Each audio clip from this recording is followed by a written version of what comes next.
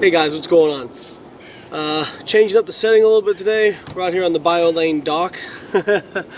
And today I wanted to talk about something that has been a little bit of conversation after an article appeared on the website by Cliff Wilson, who I like. I have no problem with. Me and Cliff, we're good, man. We're good. And it talked, from what I understand, I didn't read it because I have certain issues with T-Nation that I don't want to get into. But, I mean, I understand the gist of the article was that, you know, powerlifting may be negatively impacting bodybuilding. There's a lot of people doing powerlifting right now. And that they're not doing enough, you know, bodybuilding specific movements. And so I want to kind of enter into that fray. And I don't actually disagree with Cliff in that whatever sport you do, you're going to have to specialize, all right? You're not going to become a great basketball player practicing soccer, all right? Will you have better hand-eye coordination? Well, foot-eye coordination, maybe that's a bad example. Would you become a better basketball player playing baseball? Well, are you going to become faster? Yes. Are you going to become, you know, better able to resist fatigue and those sorts of things? Absolutely. But are you going to be better at the skill of basketball by playing baseball? No. Right? Now, I realize muscle building is a little bit different. You know, with powerlifting, you're still exerting tension on a muscle, you're still getting stress, you're still getting stretch, and so there is quite a bit of crossover there compared to a lot of other sports, all right? But, you know, are you going to maximize your bicep development by doing squats, bench press, and deadlift? No, you're not. No, of course not. There's no direct stimulus on the biceps. I mean, I guess you could argue that in a deadlift there's some passive stimulus on the bicep, but you're not getting a full range of motion or even close to that. So yes, if you want to bodybuild, if your goal is maximum muscle building, just doing powerlifting movements is not going to maximize that. I think that should be intuitive, but maybe I'm wrong. And by the same token, if all you did, you could be the strongest person in the world on leg press, and that's going to mean absolutely jack shit for squats.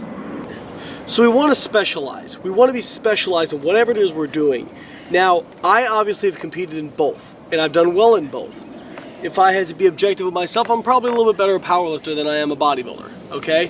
But I still want to do bodybuilding in the future. I still care about my muscle mass. So what am I going to do in order to be able to do both, okay? So a few things. Now, when you're doing powerlifting movements, when you're doing squats, bench press, and deadlifts a lot, you're stimulating a lot of muscle. I mean, those are some of the most stimulatory movements you can do in terms of overall muscle mass.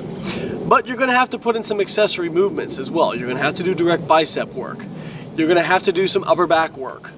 You're going to have to do calf work. You know, all that stuff's going to take extra. Now, am I going to need as much quadricep and hamstring work as I would if I didn't squat or deadlift? No, of course not, because I'm getting quite a bit of volume on those already. Am I going to need a whole lot of lower back movement? Do I need to do hyperextensions? No.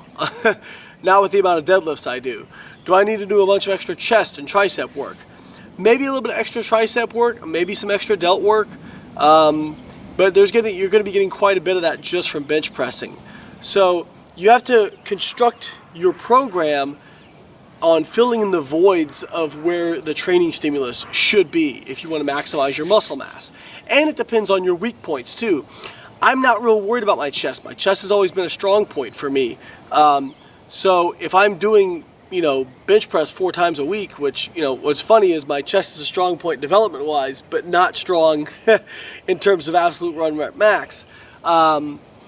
So I'm not real worried about throwing in extra chest accessory work. You know, I'm more worried about throwing in extra shoulder work because my delts are weak. I'm more concerned about throwing in extra calf work because my calves are weak. My arms are pretty good. You know, I even though they don't get direct stimulus from powerlifting, I don't have to put in so much accessory work to really keep them where they need to be competitive, right? I'd rather, yes, obviously you want to have big arms, But the thing is, I would rather put that emphasis, that time, on other things like calves and so on and so forth. But people will also say, well, you know, powerlifting training, it's just, you know, you should just do bodybuilding style training. Well, I think bodybuilders can learn a lot from powerlifters, and vice versa, if they're not bro bodybuilders. Same reason if they're not bro powerlifters, because there's just as much bro science in powerlifting as there is in bodybuilding. I don't want to get started on that. But what I always get is, you know, Lane, do you really think lifting, you know, 2-3 reps is going to, you know, produce significant gains in muscle size? Well, it depends on volume. Okay, the study recently by Brad Schoenfeld showed that if you equated for volume between sets of 3 and sets of 10, there's no difference in hypertrophy. It's just a volume thing. Now, the difference will be the time factor. It's going to take you significantly longer to do sets of 3, because you're going to have to do more sets compared to sets of 10. So if you're looking at, from a volume perspective, higher reps with less sets, you can get the same volume in a shorter amount of time. Okay? Now, what I'll always tell you is all rep ranges have benefit. Okay? Even 20 reps has benefit. You're getting in a lot of volume. You're able to get a lot of volume in a short period of time. Now, if one of your goals is strength, you become much less specific for that goal. Okay? So you have to keep in mind what your goals are. Now, I undulate rep ranges. I'm using 10s, 8s, 6s, 4s. I'm actually anywhere from 1 to 15 reps I'm using in my training. Okay, now as a powerlifting meet approaches, I'm going to periodize that training so that I'm intensifying as that meet approaches. So as that meet approaches, my reps are going to steadily kind of go down, all right? Because I want to become more skilled at that 1 rep max, at those heavy weights, all right? When I'm further out from a powerlifting meet, in order to get enough volume in and kind of let my body recover, I'm going to do higher reps, get my volume in, and kind of just focus on building and accumulating that volume. Now, as for bodybuilding, people will say, well, if you compare, you know, sets of 10 with sets of 3, you know, you're going to get better results from the sets of 10. Well, that's not necessarily the case, and like I said, Dr. Schoenfeld showed that. And I think a more pertinent comparison would be, you have to keep in mind the long-term outcome. Okay, you can't just look at short-term. So if I compare, you know, sets of 3 versus sets of 10, and let's say there actually was a difference in muscle building. Let's say there was a small difference, okay? Because if anything, it is a small difference. But according to current research, there's not, as if you equate for volume. But let's say there was.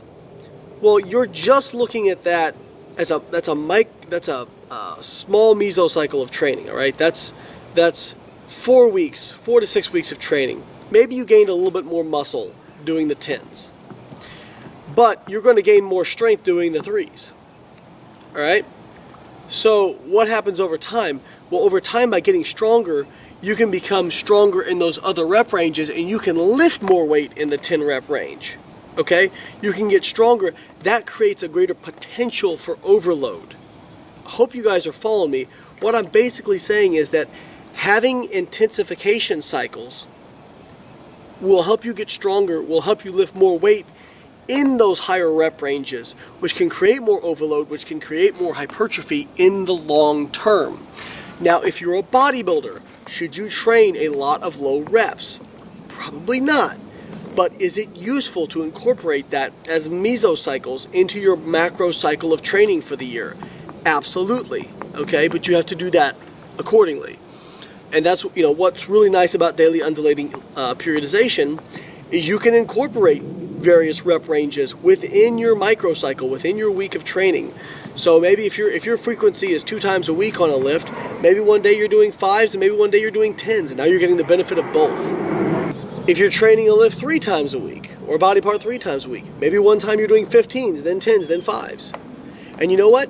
Maybe you don't always do it that way. Maybe one 4-week block you're doing 15, 10, 5. Maybe the next 4-week block you're doing 12, 8, 4. Maybe the next block you do 10, 6, 2. Right?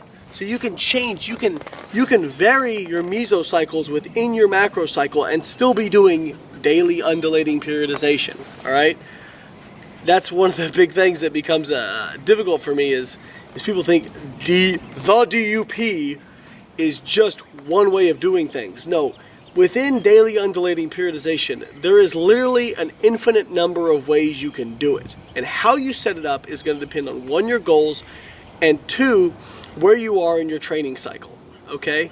How far out are you from whatever event you're going to do? Or do you just want to, you don't plan on competing, but you have a certain goal? So if your goal is maximizing muscle mass, then obviously you're going to lean more towards volume, a little bit less towards intensity, all right? Understanding we progress volume appropriately over time. If you're leaning towards powerlifting, we're going to be a little bit more towards intensity and build volume where appropriate. So the moral of the story, guys, is that specificity is king, okay? Yes, if you're a bodybuilder, you still need to train. Yes, you can benefit from squats and deadlifts and bench press, no question about it. And you can learn a lot from powerlifting programming. But you still have to do the bodybuilding movements. Now, if I'm doing curls, guess what? I'm still periodizing those, okay?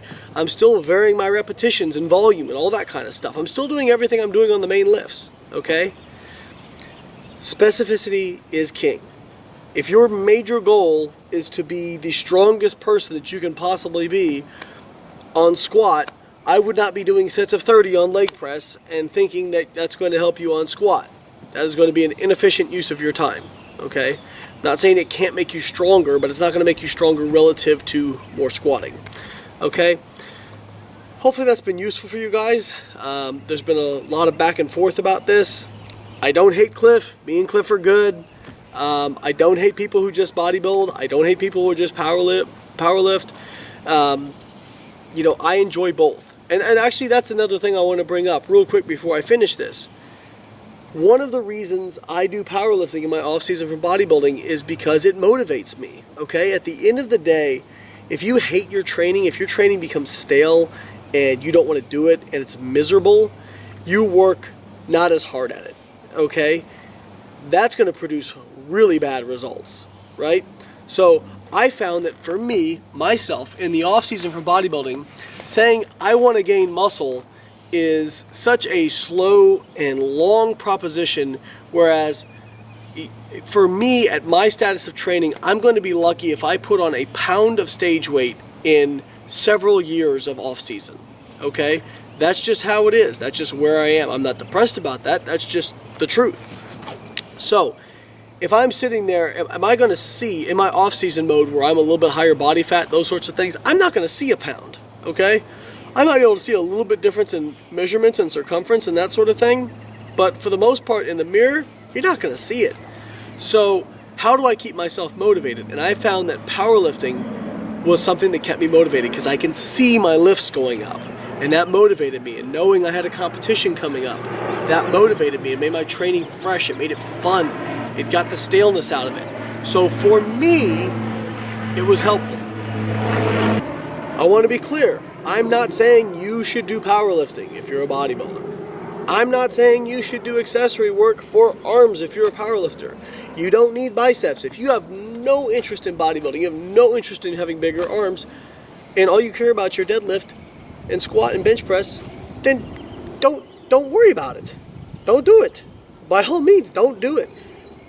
If you're a bodybuilder and you don't care how much you can squat, then fine, don't squat. Although I will tell you that the squat, when executed properly, is the best lift that you can do for overall leg development.